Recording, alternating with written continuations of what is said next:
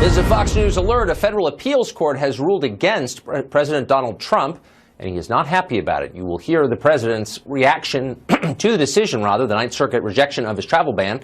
Good evening and welcome to Tucker Carlson tonight. In just a couple of minutes, Washington, D.C.'s Attorney General will be here to explain why he is fighting the president's ban. Charles Krauthammer will also respond to that. Also tonight, the head of a human rights organization defends his group's claim that President Trump is a top global threat to human rights, and he'll explain why. But first, Fox News correspondent Trace Gallagher on what has happened today in the news with the Ninth Circuit. Trace? Tucker, the government's key argument was that Washington state didn't have the authority to challenge this because the president has unreviewable authority to suspend the admission of any class of aliens. The court ruled that when it comes to immigration and national security, quote, neither the Supreme Court nor our court has ever held that courts lack the authority to review executive action in those arenas for compliance with the Constitution. President Trump tweeted, quote, "See you in court. The security of our nation is at stake."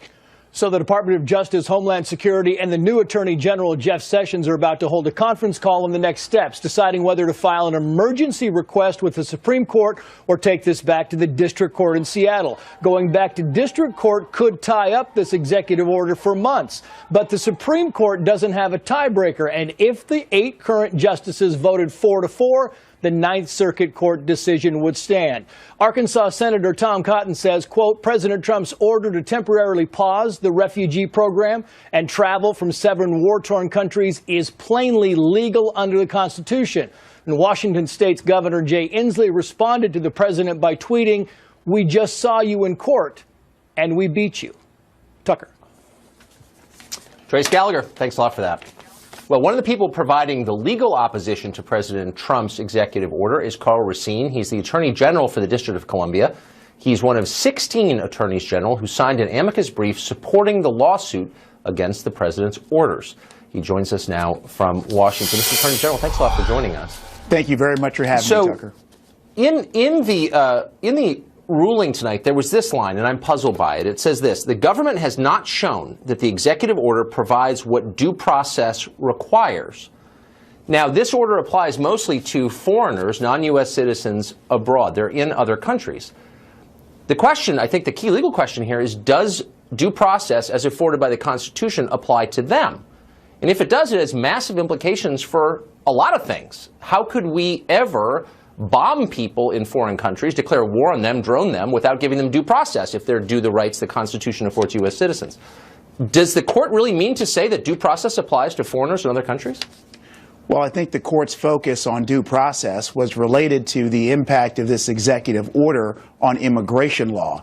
And clearly, with respect to due process applies to citizens in the United States, residents in the United States, as well as individuals who have applied and been granted visas. The court was very clear on that. So people in foreign countries who are not U.S. citizens, they're not on U.S. soil, but the constitutional protections that we enjoy as citizens apply to them. So would they have standing under the standard you've just articulated to file suit against the U.S. government on the grounds that say, I don't know, we bombed their country? So Iraqis with visas in hand, because our protections apply to them, why wouldn't they be able to sue in federal court in the U.S. for, I don't know, waging war against them? Sure, Tucker, your hypothetical is interesting. I think it is a world away from the instant executive order related to immigration. The executive order related to immigration and the judge's ruling on due process made it clear that with respect to any person in the United States, citizens, residents, or folks who have been issued visas, whether they be in the states or not in the states, they are required under the law to be protected by due process, notice, and an opportunity to be heard.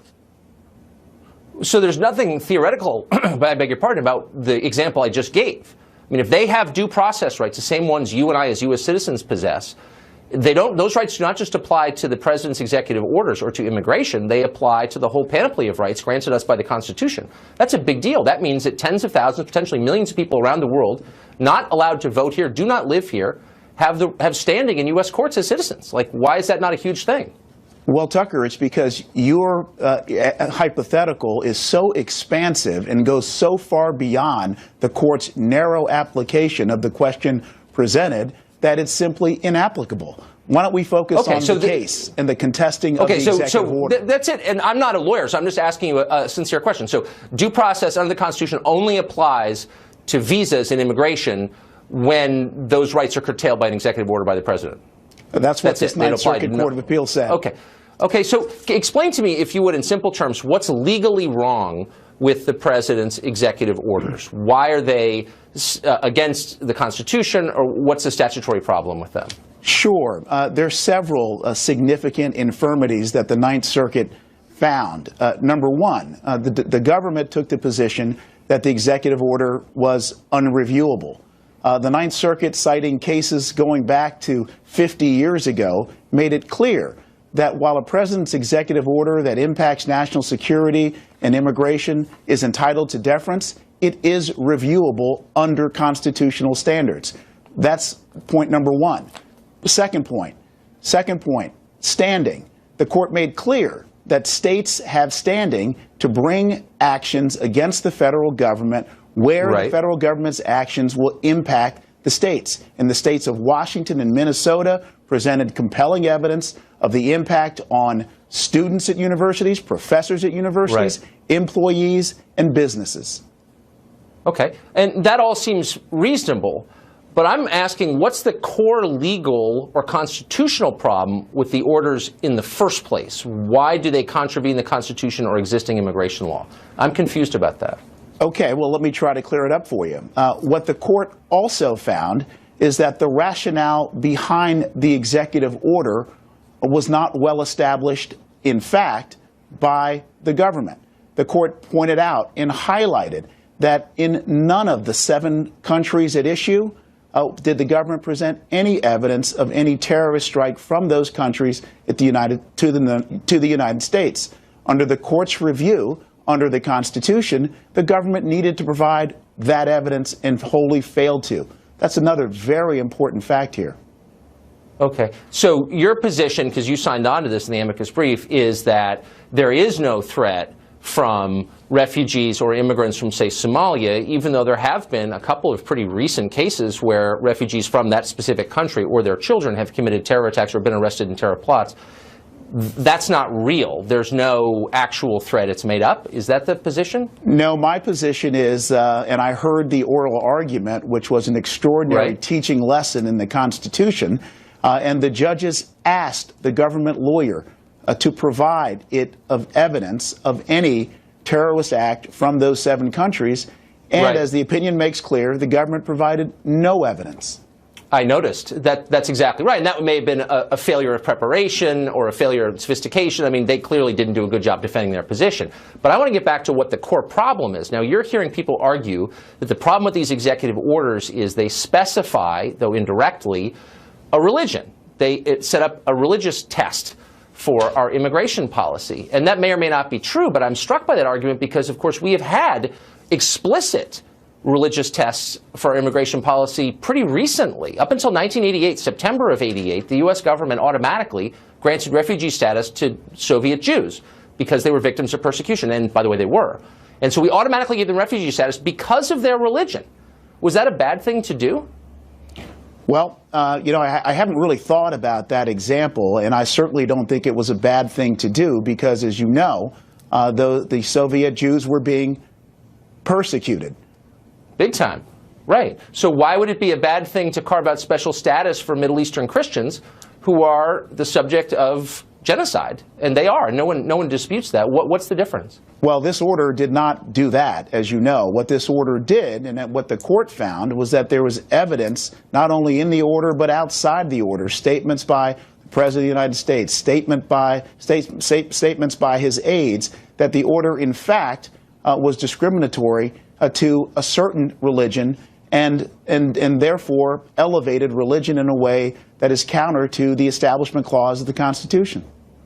Right, but as I just said, of course, we've done this before and no one said anything. There is a precedent for singling out people on the basis of their religion for special treatment in our immigration law. And yet this is somehow different and you haven't explained why. And the other example that people bring up is that somehow this is wrong to specify or bar people by country of origin, and yet, of course, our immigration policy, by definition, categorizes people by country of origin. The 65 Immigration Act is all about country of origin. We're going to take this many from this country and this many from this region.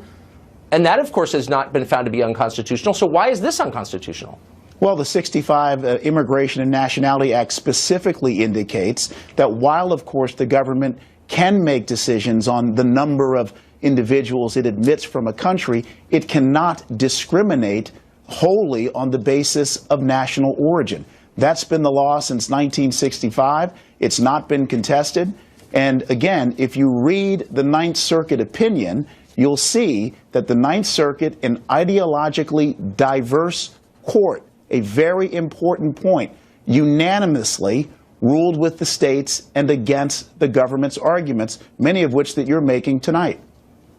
But wait, I mean, I understand the talking point, but that's just not true. I mean, the Immigration Act of 1990, which was like yesterday, basically, 27 years ago, created a diversity visa dedicated to channel immigrants from countries with low rates of immigration to the United States, which is to say it gave favor to some immigrants based on national origin and disfavored others based on national origin. This is our current law. So I don't understand why these executive orders are inconsistent with this precedent. And no one has explained that to me. Well, and I've got to tell you, Tucker, I appreciate your creativity and certainly appreciate your hypotheticals. The Department of Justice... That's not hypothetical, it's the law. Let me just make the point. Your Department of Justice did not make any of the arguments that you made. The Ninth Circuit and the federal court before it evaluated the executive order under well-established principles of the Constitution, and at every instance in the Ninth Circuit, they found that the government's arguments were unavailing. That's the point. Yeah, but it doesn't get to the court. I mean, for viewers at home wondering what's legal, what's not, what's constitutional, what's not, you've made the case that they made a bad case, and I agree with you, but you haven't explained what the constitutional principles are at stake, and I still don't understand them, unfortunately. And we're out of time, and I wish we had more time. I look forward to Carl, talking thanks to you a lot again. for joining us. Thanks, Tucker. Well, it's been a week since UC Berkeley literally went up in flames in response to an attempted speech by Milo Yiannopoulos. We spoke to Yiannopoulos immediately afterward, and he had this to say about what had just happened to him. All sorts of things happened to people who just showed up, not all of whom were fans of mine, but just who wanted to come and just listen to what I had to say. You know, and those people were attacked, physically attacked, right? This is political violence in response to perfectly mainstream opinion. Well, the aftermath in some quarters was pretty disheartening. Berkeley's campus paper published no fewer than 5 separate editorials defending the use of violence to stop Milo from saying things they disagreed with. One alternative voice to that, though, was Matt Teitelbaum. He's the president of the University of Maryland College Democrats, and he recently wrote a piece, quote, "I'm a liberal and I want Milo Yiannopoulos on my campus." He joins us now. Matt, thanks a lot for coming on. So, Hi, Tucker. Thank in you this so much for having piece, me on. well, it's glad to talk to you, and it's reassuring to talk to a liberal who believes in free speech. You say this, you lead it with, "My most cherished liberty is free speech." So first of all, God bless you for saying that. Second, why is that such an uncommon sentiment among your fellow liberals? It used to be commonplace. That was the line. I'll die for your right to say something I disagree with. Why is that not heard anymore? Yeah, well, and that is the crux of my message, that although I really don't agree with the vast majority of what Milo says, really all I agree with him on is his right to speak, I will defend to the death his right to say it. And I will say, I think that with liberals, what's happened is a very small but very loud minority has started to really hurt the conversation and has tried to silence people. And all it's done is, look, it made Milo famous. It's just making this fight tougher for us. So, I'm trying to awaken the silent majority of us that do believe in free speech, that are real liberals, not regressives, to fight back with our words. Well, I guess I disagree with you on your point about it being a small minority. There's been a lot of polling on this, and the poll I saw yesterday showed that about half of self-described liberals on college campuses believe there are limits to free speech, and those end with what they call hate speech, defined as something I disagree with. How many college classes have you been in where the professor has made a point of reminding the class that free speech is your birthright as an American and that it's absolute? Well, I go to Towson University, which is an excellent school, where, sometimes with students I can tell that there's a lot of sensitivity, and that political correctness with certain students who, have definitely been critical of my article since it came out, might trump the right to free speech. But I would say that overall on colleges, again, it's a small minority. Most of the professors I've had, they may not start every class with, free speech is your birthright, but they do say, hey, let's have an open dialogue. Let's not be disrespectful to one another. If you disagree with somebody, engage them in a respectful way. And I'm really glad that I've had professors, great professors at Towson who've done that. And I hope to think, and I'm confident, that it's most liberals and conservatives all across America that believe that. And I want to bring us together around that cause and you know, take the power away from this loud, oh so loud minority. Yes, and violent, because it's not just that they disagree, it's that they're willing to use force to make certain people they disagree with are not heard. And by the way, without a common agreement on the freedom of speech, you can't have any kind of conversation at all. So what has been the response been to your piece as an avowed liberal, head of the college Democrats defending free speech? What kind of response have you had? Well, you know, I've gotten a lot of support because, as I said, you know, I think that it's a majority that hasn't been able to speak out as much because of the violence, as you said, of the minority. But I have gotten some heat for it, and I'm accountable for my words publicly. You know, I'm ready to take the heat. And right now, I think it's important for liberals like me, like other people where I other liberals that I admire, like Bill Maher and Dave Rubin, who has popularized the term regressive left. It's important for us to, you know, wake up people like us and say, let's take back the Democratic Party. Let's take back the word liberal so that it doesn't mean regressive, so that it doesn't mean anti-free speech, so that it means, you know, we have our positions. We'll debate you on yours. We're not going to try to silence you. So you mentioned Dave Rubin. I don't know who he is. I know who Bill Maher is. Those are two people, and good for them, who are standing up for free speech. But what about the actual leaders of the American left? It's political leaders. I didn't hear any of them, not one of them, say, hey, Milo Yiannopoulos ought to have a right to say what he thinks. Like, this is America. Why did nobody say that? Well, you know, I did, and I'm the president of the College Democrats of Maryland, and I hope that people will follow suit. I hope that maybe people will be watching tonight, and they'll go, you know what, I agree with him. I agree. I'm a Democrat. I'm a liberal. I think people read my article that agree with me. I've heard from people who read my article that agree with me, my op-ed, that is. And I'm very, very hopeful that maybe I'm starting a conversation amongst liberals, along with people like Bill Maher and others, where we say this is not okay. That liberalism means supporting free speech. I really do think there's potential here to nip in the bud this PR problem that liberals have, where everyone thinks we're snowflakes, we're politically correct, you know, the millennials, whatever. I'm trying to start a conversation here about that because it is important. Yeah, it's vital, and it's more than a PR problem. Godspeed. Thanks, Matt. Thanks, Tucker. Thank you so much for having me on. Ever feel confused by the new age lingo campus activists throw around? Well, now you don't have an excuse, because the words microaggression and safe space are not just activist newspeak. This week, both were added to the latest edition of Merriam-Webster's dictionary. They are official. For example, the dictionary defines, quote, a safe space as a place intended to be free of bias, conflict, criticism, or potentially threatening actions, ideas, or conversations. Sadly, they don't mention them being free of the First Amendment as well, which, of course, by definition, they are. Webster says those and 1,000 other newly added words are intended to reflect the, quote, continuing record of our evolving language, and they do. Korea, Saudi Arabia, Zimbabwe, America. The group Human Rights Watch says the U.S. has become a global threat to human rights thanks to Donald Trump's election as president. The group says that because the president condemns illegal immigration, opposes abortion, and once criticized a disabled reporter from the New York Times, he embodies a threat to human rights worldwide. Well, we're joined now by Human Rights Watch Executive Director Kenneth Roth. Mr. Roth, thanks a lot for joining us tonight. Thanks for having me, Tucker. Why don't I begin with that introduction? Because, you know, that wasn't really an honest explanation of what the book said. What you're quoting from is Human Rights Watch's annual World Report. It covers 90 countries around the world, including those that you mentioned there. You know, we condemn, you know, Egypt, the atrocities being committed by Putin, Assad's killing of people in Syria, you know, Putin, Erdogan, I mean, a number of the friends of Trump. So in addition, we highlight when we talk about the global rise of populists. And it isn't, just Trump criticized a disabled journalist.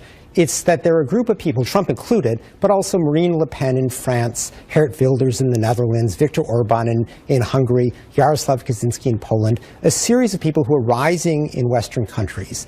And what they have in common is that all of them claim a special insight into what the majority wants and claims that that majority desire, the will of the people, justifies their basically dumping on certain disfavored minorities. We saw that in the case of Trump with his xenophobia, his racism, his nativism, his misogyny, his Islamophobia. I've heard the lecture. Yeah, yeah. and so basically, but hold on. But wait, stop. You just said I was dishonest in my characterization. Yes, because so in other words, you said that he said Trump is a threat to the world because he mocked a disabled journalist. Now, I think that was the wrong thing to do, but to say that that's because he's a threat to the world, honestly, we think he's a threat to, frankly, democracy in the United States, because I'm not sure that this is a man who actually respects the limits on executive power. Okay. But our big concern globally is that this is a man who I don't think wants to stand up for human rights around the world.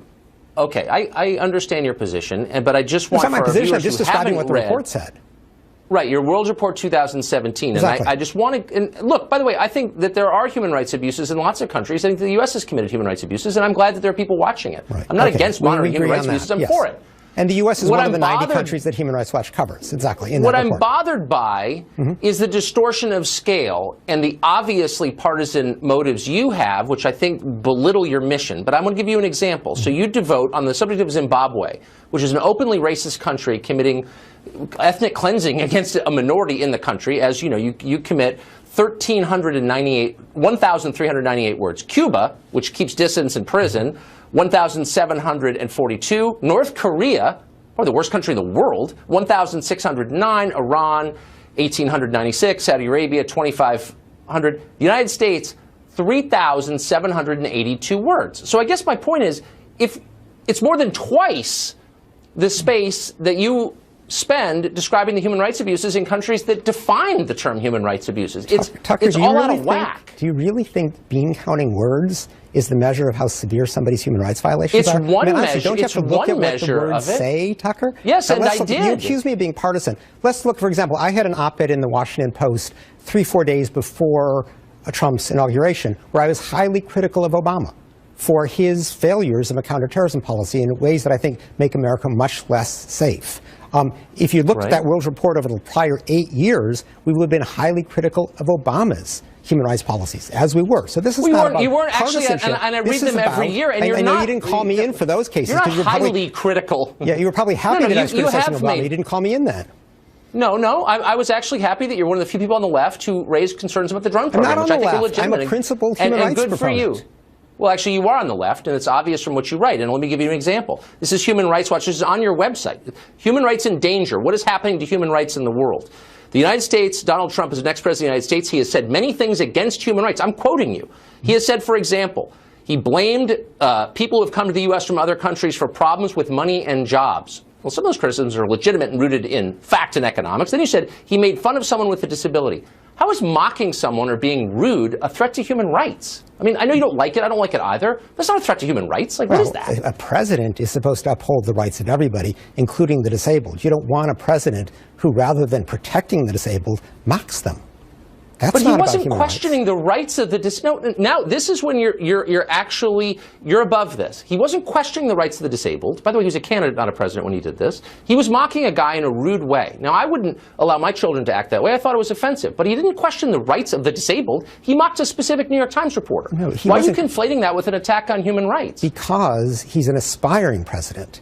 And the responsibility of the president is to respect the rights of everybody, including mocking somebody is an attack on everybody who shares their characteristics? What are you saying? It's illustrative of a president who is not terribly interested in defending the rights of the unpopular. That's our concern. And whether the unpopulars are the undocumented immigrants or refugees or blacks or women, over and over you saw this disrespect for these people, which is not what you would want in the case of a president whose job it is to uphold everybody's generalizations rather than, but you're not answering a specific question that I asked. What's the question? And you're going to the big picture. The big picture was, how was candidate Trump's rudeness to a disabled New York Times reporter illustrative, as you put it, of his feelings about the disabled generally? How is that undermining the rights of disabled people by mocking one New York Times reporter who's disabled?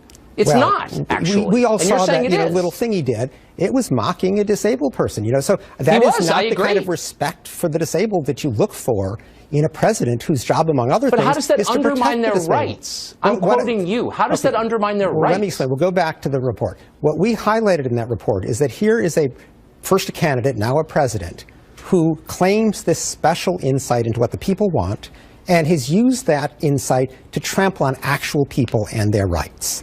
And obviously, these are early days in his presidency, so we're not saying this is necessarily where he's going, but we are worried. And that's the reason we wrote that report. Okay. And we are seeing this. Look, you're not being. I think there are things to worry about, and I think you're the guy to bring those to our attention. But when you start claiming that making fun of a New York Times reporter is an attack on all disabled people, you undermine your credibility. You're the one who said that. You're the one who said that. I said it says right here. No. I said that somebody who mocks the disabled or jokes about groping women or disparages black people as living in these hellholes in inner cities, or says that all Mexicans are criminals, or treats all Muslims or all Syrian refugees as would-be terrorists, that is not the respect for individual difference that I look for in a president whose job it is to protect the rights of us all, including the unpopular, including minorities. Including the unpopular. But again, precisely. You haven't explained in fact, why a specific attack on one person. Look, what you're doing is engaging in a piece of political rhetoric what does that rather mean? than a sober critique of human rights. Wait. No, because you're committing you keep coming back to politics. You didn't call me in the last 8 years when we were being highly critical of Obama, because I presume you like that. I'm not being partisan. I'm not being political. I'm trying to be principled here and hold every president to uphold the standards of human rights, including for the disfavored. Let me summarize, almost from memory, your summary of President Obama. You said his one main failing was he didn't do enough to make good, to fix the human rights problems that the previous president left him, that he left the door open for the next president because he didn't ameliorate the human rights violations that President Bush left him. It was basically a partisan statement. No, one of the questions I had was, for example, Obama never prosecuted anybody for torture. He never closed down Guantanamo. These were major failings on his part. He was not nearly as transparent in his use of drones as we wanted to do. We were highly critical of him in many respects. Now, our concern about... You go back and read our 8 years of reports. You'll see plenty of criticism. That's not the issue. I have. I read them every year. Let me ask you one last question. I've always wanted to ask you this. Yeah. So the Constitution guarantees, and the courts have upheld this, the right of individuals to keep and bear arms. That is under attack by a lot of politicians in this country who are trying to take away people's right, law-abiding people's right, to exercise their Second Amendment guarantee. That is an attack on their human rights as defined by the Constitution, and I've never heard you stand up against that. Why? Well, international human rights law, which is what we uphold, which is different from constitutional law, doesn't talk about the right to bear arms. In fact, it talks about the duty of a government to protect the safety of everyone. And if you compare, the epidemic of gun violence in this country with many other countries that have much tighter gun control laws and much greater public safety, you can make the opposite argument, Tucker. You can make the argument that the gun advocates are undermining human rights of Americans. I know that you make that argument. The First Amendment, though, is a universal right, the right to express your political views. A week ago tonight, Milo Yiannopoulos was prevented from speaking by a violent mob. They wouldn't let him speak. His right to speak freely was abridged. I didn't see any press release from you guys on that, or the many attacks on the First Amendment we see from the left. Yeah, why? Because we focus on what governments do, not what individual people do. But obviously, the right includes the right of Milo to speak. It's a state university. Everybody has a right to speak, even if it's unpopular. I don't differ with you. Well, I notice you don't. Okay. Thanks a lot for joining us. We appreciate it. Thank you. It's been 3.5 years since Edward Snowden walked off to Russia with a vast trove of American secrets, more than 1 million pages of them. He's still a hero to many, and groups like the ACLU and Amnesty International have called upon President Obama to pardon him before leaving office. Obama didn't. Now, a new book aggressively questions the idea that Snowden was any kind of hero, saying that he deliberately sought to steal American secrets before accepting Putin's offer to defect to Russia. Edward J. Epstein has dedicated his life to investigating a lot of things, including journalism. And he just released his latest book, How America Lost Its Secrets, Snowden, the Man, and the Theft. And he joins us now. Edward J. Epstein, great to see you. Nice seeing you, Tuck. You point out in your book that in some ways Snowden did the American public a favor by proving that the U.S. government was in fact spying on the population and doing so secretly. But then you make the point that he went way beyond that and damaged American national security. Why didn't he stop at the public service part of what he did? Well, I think one has to acknowledge that there's always a silver lining to every cloud. But the cloud was really a very dark thunderstorm in terms of what happened to American intelligence because of the damage purposely and deliberately inflicted by Snowden. And it was purposeful and deliberate. You demonstrate, and you talked to him, you went over to Russia. What was his motive exactly? I don't really know Snowden's motive. I'm more interested in his actions. Why he took these documents. There were 1.5 million files, according to the House Permanent Select Committee on Intelligence, that he removed. Once he removed these files, they were compromised, and the entire communications intelligence of the West shrunk by that amount. So why did he do this? What he did is basically fly to Hong Kong. He made a pit stop there where he managed to make himself the poster boy of whistleblowing for American journalism. They never could see the whole story. They never asked what happened to the other 1,440,000 documents he didn't give journalists. Why did he go to Russia? The one thing I am sure of is that his going to Russia was done as a Russian-supported operation. Yes, and you demonstrate that. He boarded an Aeroflot plane with an invalid passport, and that only could have happened with the complicity of the Russian government. Not only that, but what happened to the rest of the documents? You say only a small percentage made it into the hands of journalists. Where are the rest? Were all of them released? Well, that's the trillion-dollar question, because in the murky world of espionage, we don't really know who gets which documents. We don't know if they went to Russia, China, if they were divided, if he threw them into the sea. But the damage was that basically the military, the Pentagon, had to spend 5 months going through 1,500,000 files.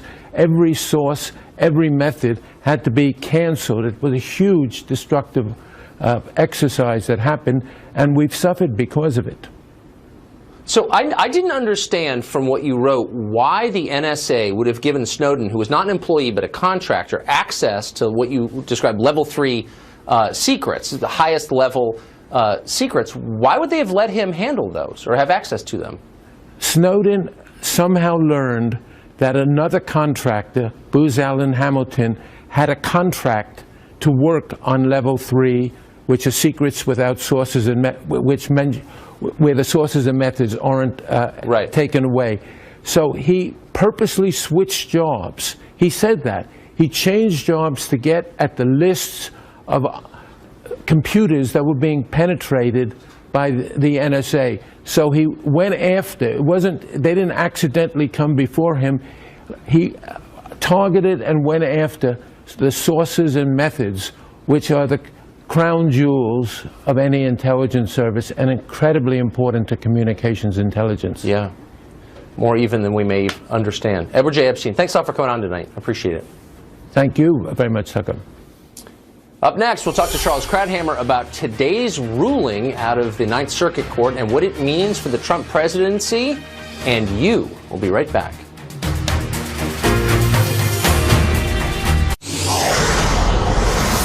This is a Fox News alert. A federal appeals court has upheld the block on President Trump's travel ban from 7 Muslim-majority countries. The past year and a half, of course, has given ample proof that the president is not deterred by a setback, even those that would have destroyed more timid politicians. It's no surprise, then, that he immediately vowed to fight on, ironically saying he would see the court in court.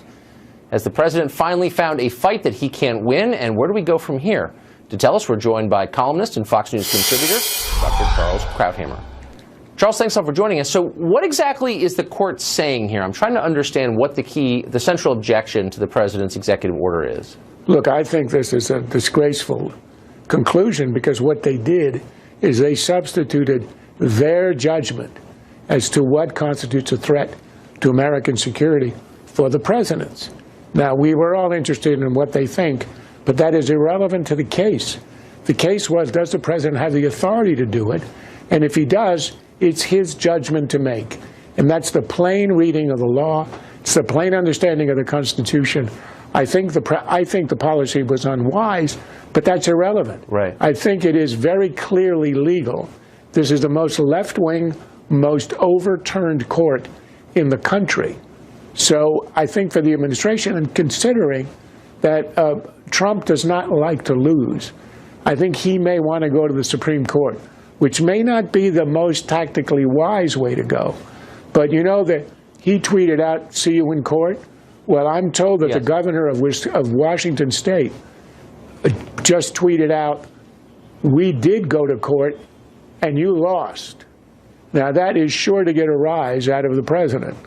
And I suspect out of a matter of pride, he's going to want to go to the Supreme Court, where I think his chances may be dicey. So there's just no slam dunk, even though I think if we had a full court, if we had Scalia, or if we have the new justice, he would win. But we're not sure where it goes.